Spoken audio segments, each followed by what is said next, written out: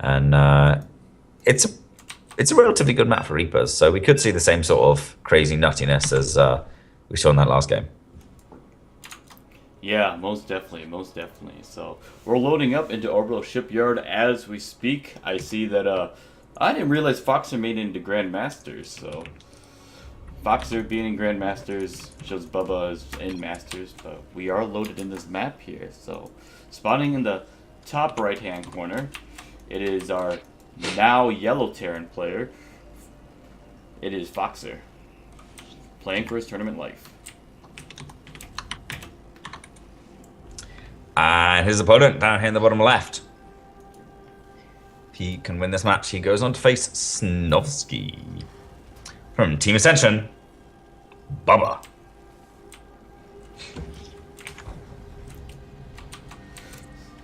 So both players are getting themselves set up with the forward supply depot, pretty standard at this point, and the barracks go down for both players. So far it's gonna look, it's gonna be the literal definition of a mirror match right now. Yeah, absolutely. Synchronized StarCraft. First deviation though comes out from Foxer. It was Bubba doing the Reapers last game. Yeah. I guess Foxer's gone, you know what, that's a pretty good strategy. Maybe I'll steal that. Yeah.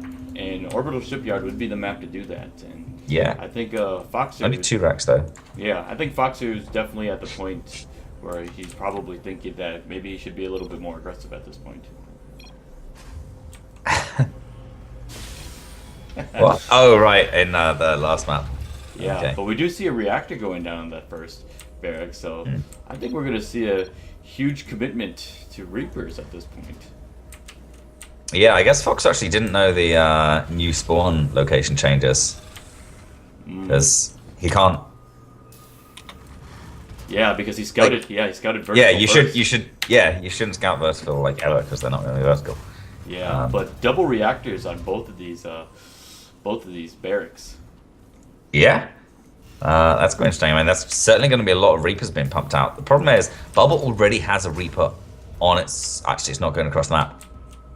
If he holds this Reaper at home for too long, then Fox is going to have Reapers of his own, and he'll easily be able to defend. If Bubba went straight across the map with that Reaper, it would be arriving in Fox's base like now, and easy like 3 SCV kills, 2-3 SCV kills. Yeah, I wonder if Bubba was keeping it there just to get the first shot off, because that's usually where the Reaper would count to, I believe. Yeah, that's true. But he scouted a reactor, and that kind of suggests no Reapers. Of course, the fact that he scouted no Marines for this long now suggests it's Reapers, because that's how long a production cycle of Reapers takes. So, SCV is going to take out, they're going to see the double Reapers here, but he doesn't scout the this is second nice. barracks yet, so... He's moved them up. Now he's going to get the first shot, but in a different location. But now Fox is going to move out with 4 Reapers. Oh, man, the Reaper mind games, the Reaper positioning. Yeah, they're both waiting for each other right now. Even putting a Reaper at each different location in the third, too. Just kind of waiting. This is why TVT is the most positional matchup. Reapers, that's what they bring to the table. The mines, the volatility. But now, yeah, Bubba moves across the map. Fox even starts to move across the map. 5 Reapers is the magic number, I guess, to move out of your base with, to lull your opponent to full sense security. Bubba has 2 Reapers. He's getting a first shot off on this Reaper. He's probably going to kill it. But he goes down. Oh, man, he was not expecting that. Yeah, so KDH charge is actually going to get a direct hit on them, but these Reapers are going to start pushing their way through. Yep. Okay. Oh, nice big KDH charge charge. softens up so many of those SCVs. Yeah. He's actually already killed the depot. The tank's nearly out though. Man, he just one-shot that. And Yeah, a lot of damage being done here, and they're going to try going for that siege tent here, putting it down on a KDH charge, but tanks just obliterate the Reapers. Yeah, a couple of KDH charges and that tank coming up means Fox's hopes of Reaper aggression are pretty low right now. I mean, I guess his hope's still high because he's still pumping out those Reapers, but he's got the double CC coming up behind it. It is very, very similar to how the last game went, but I think Fox, they've just kind of been on the back foot for too long, and Bubba's gotten quite a good defense up. Second siege tank is going to keep these Reapers up. I think Fox's version of it is just hoping that he can get the surprise a little bit more instead Yeah. of getting Reapers in sooner. But a little bit of mismanagement of the Reapers, and Siege Tank's going to be able to take out another one. So now they're just going to, these Reapers are just going to sit outside and kind of try to poke in a little bit, but there's already 2 Siege Tanks out. I don't think there's going to be too much that these Reapers can do. Yeah, no, it's definitely going to be super tough. He might be able to keep Bubba contained for a little while, though, and that'll be handy if he can really leverage the advantage of that extra CC. SCV count pretty much even. Bubba just taking a little bit of a lead there. Foxer should be able to more than make that up with the extra order command. The extra command center even he'll have in just a second. And no, I didn't mean orbital. And of course the extra SCV production. Yeah, Stim Pack on the way for Foxer, and he's just about to get his factory here, so definitely getting himself prepared to transition out of this early game Reaper aggression. Nice little Ruby Scout actually kills an SCV, which is a little surprising. Before those Marines clean it on up. Now Fox just got all these Reapers spread out, ready to take a fight if Bubba tries to walk down that ramp. But, oh, double Siege Tank drop. Big drop coming out from Bubba, actually. Fox is going to see this with all his Reapers. And he just goes, you know what? Medevac's flying. I can fly too. Sort of. Yeah, these Reapers are just going to follow it. So as soon as something drops, they can actually one-shot Marines with the amount of Reapers there. And couldn't do a decent amount of damage against the tanks before they even siege up. Yeah, most likely. He's definitely going to be prepared for wherever Bubba decides to go in, either way. So, we'll see. Yeah, so Bubba looking like he's going to go right to the main, but actually he's taking the low ground, which is probably the smartest. Yeah. Siege up these tanks. Gonna be able to get this reactor. Yeah, so we do see that Foxer does have some Marines in the natural, so waiting for that drop, but he's going to start trying to get them positioned so he can push up with the stim that's going to be finishing. Yeah, the only risk is Stim is going to finish. Combat Shields won't be finished, so if he tries to Stim rush down these tanks, his Marine's going to get one shot. Yeah, but now would be the time to do that. Yeah, I mean, it's now or never really, but there comes the Stim, and these Marines are going to get shredded by the tanks, but good microvac by Bubba. Just going to save one tank, and takes a nice low ground vacation. Oh, the Reaper's coming at the end to get that tank, so loses a good handful of Marines, but able to clear out this tank, so that's the big key thing for defending that drop. Yeah, that's the main backwind push, certainly. But Bubba's maintaining a worker lead.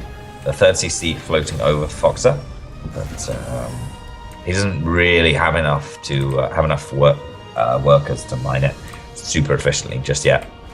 Slight advantage on +1 for Foxer. He's going to be starting 2-2 just after it as well with the armory and second evac coming down. However, Bubba already has +1 armor on the way, so yeah, we'll see.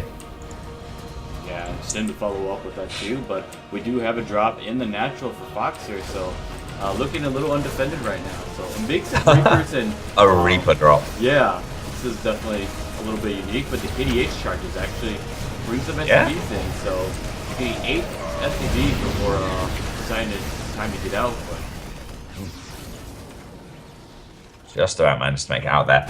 In the meantime, another drop comes in, gets some more SCVs for him. He's going to find a mule too. Yeah. That's pretty good. Yeah, Foxer doing a little bit of economic damage. So now it's, the tables have flipped. Foxer is now the one at 47 supply, and he gets to escape with this drop. But he's not dropping. He's not escaping. Yeah. He's sitting there. Oh, he realized. One Marine just he just drops it. But the natural, we're not even looking at the natural. Bubba being challenged with the multitasking. Oh yeah, for sure. Foxer is just beast moding here. Yeah, this is Foxer's specialty. When he gets going with the drops and the Marines, he's able to micro and territory. This is what Foxer definitely does. So Foxer definitely going back to that backbone style of his, and gonna lose one of these medevacs, but 36 SCVs, I'd say that's worth it. Yeah. Oh man, he has turned this game on its head. He was a little bit of a disadvantage before, but now he's just so far ahead. 51 SCVs to 22, over double his opponent in a mirror matchup as well, makes it extra important. Bubba has a slight army lead, but nowhere near enough to overcome a TVT defense advantage. The only risk is if Foxer actually gets caught out here.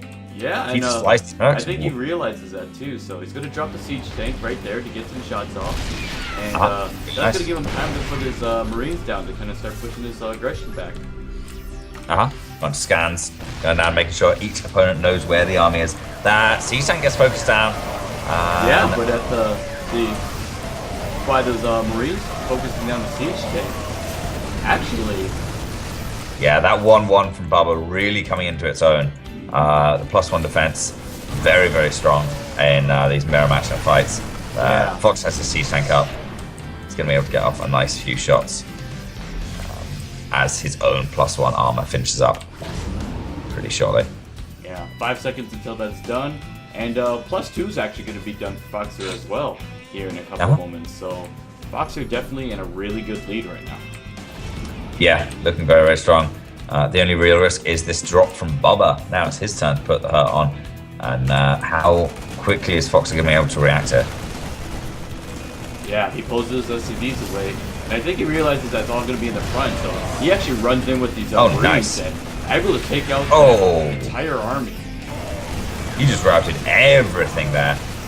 The SCVs and Marines are going to fight the drop.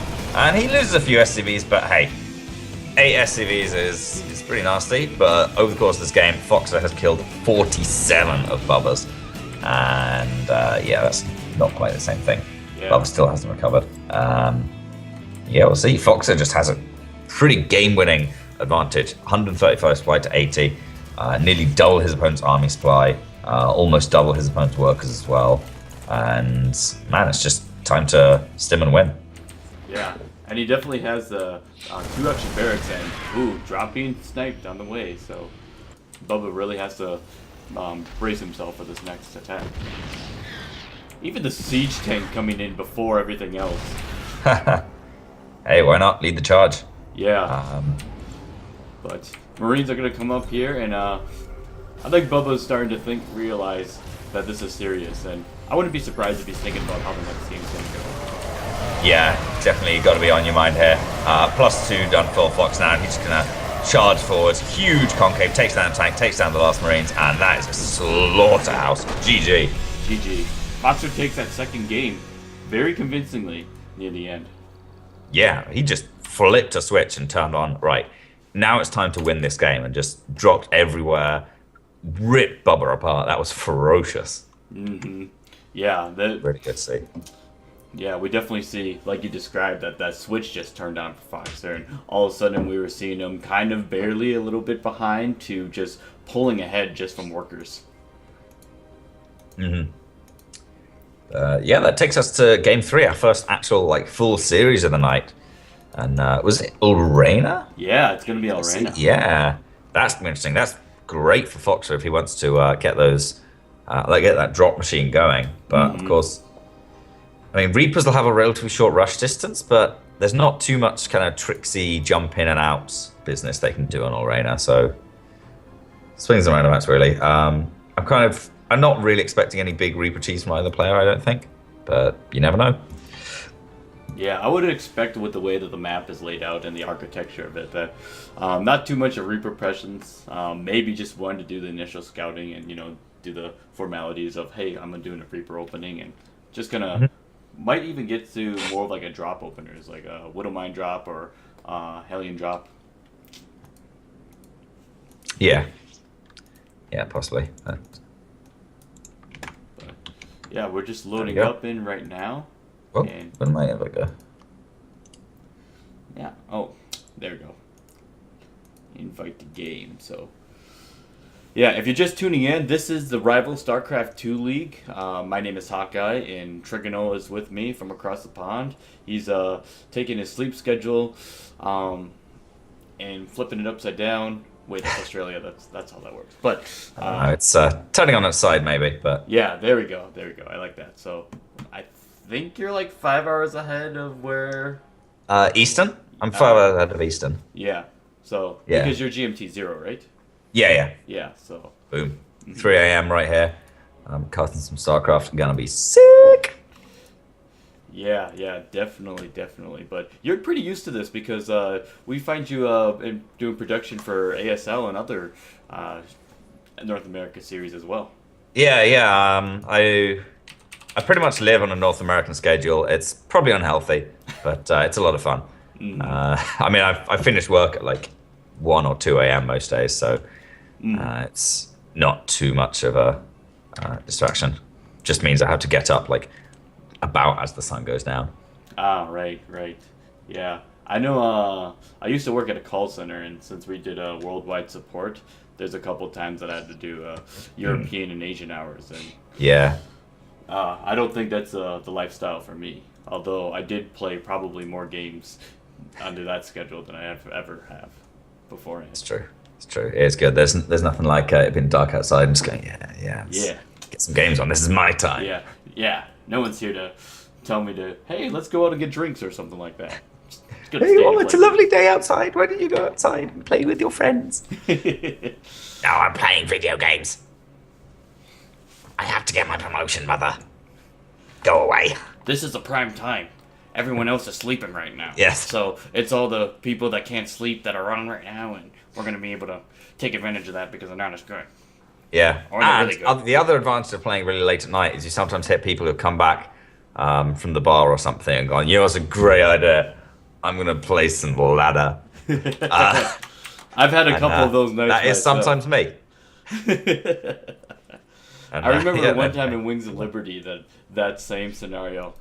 That same scenario came up for me, and it turned out to be a Masters player that was just like screwing around, and he must have had the same thing, and I somehow won it. I wasn't quite sure. This was back when I was like Silver League, so oh man, it was just like it was one of those unreal moments, and I was half considering if I was like Legend of the Drunken Master, but like StarCraft edition at that time, but I don't think it turned out the way that I imagined it. Probably not. Whenever I look back at modern replays that I think I played really, really well, there's like 3 stalkers attacking each other, and then I'm like,